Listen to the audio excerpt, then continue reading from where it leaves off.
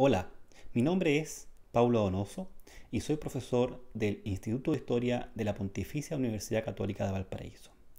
Hoy quiero hablarles de dos conceptos muy importantes: la democracia en la Grecia antigua y la república en la antigua Roma, y cómo los ciudadanos ejercen un importante rol en ambos tipos de gobiernos. En primera parte, veamos qué pasaba con los antiguos griegos. Sabemos que los griegos fundaron la democracia, por allá por el siglo V a.C. ¿Cómo se reconocían ellos como ciudadanos?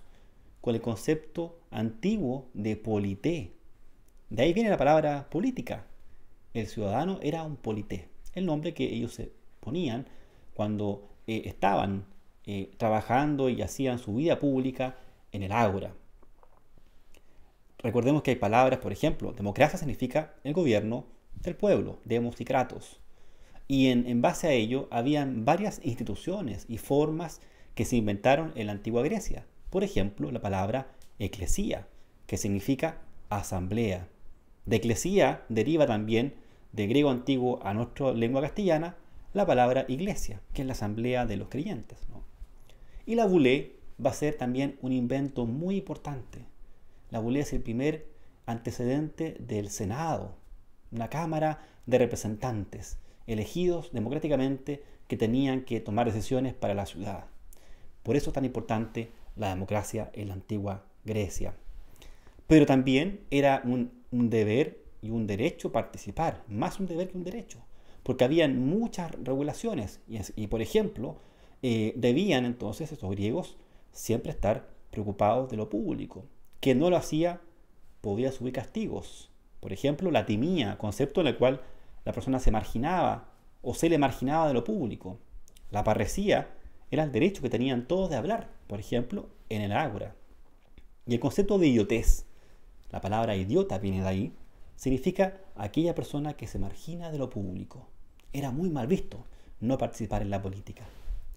Sabemos por el famoso filósofo Platón que habían más gobiernos, ¿no? Estaba la monarquía también, la aristocracia, la timocracia, la oligarquía y la democracia. Y todos ellos fueron también los gobiernos que los griegos tuvieron. Y la democracia viene a ser el último régimen en el cual ellos finalmente logran consolidar el poder de la ciudadanía. Pero vamos ahora al mundo romano. Roma también no tuvo democracia, pero sí tuvo la república. ¿Y qué es la república? La república es un gobierno intermedio entre la democracia, o el pueblo, podemos decir, y la aristocracia. Un gobierno intermedio, un gobierno de equilibrio entre ambos grupos sociales.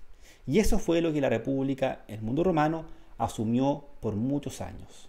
Después de largos años de monarquía, los romanos quisieron una república y para ello también tenían que tener leyes. Estos romanos se llamaban así, cives, ¿no? De la palabra civitas, que proviene de la idea de ciudad, ciudadanía.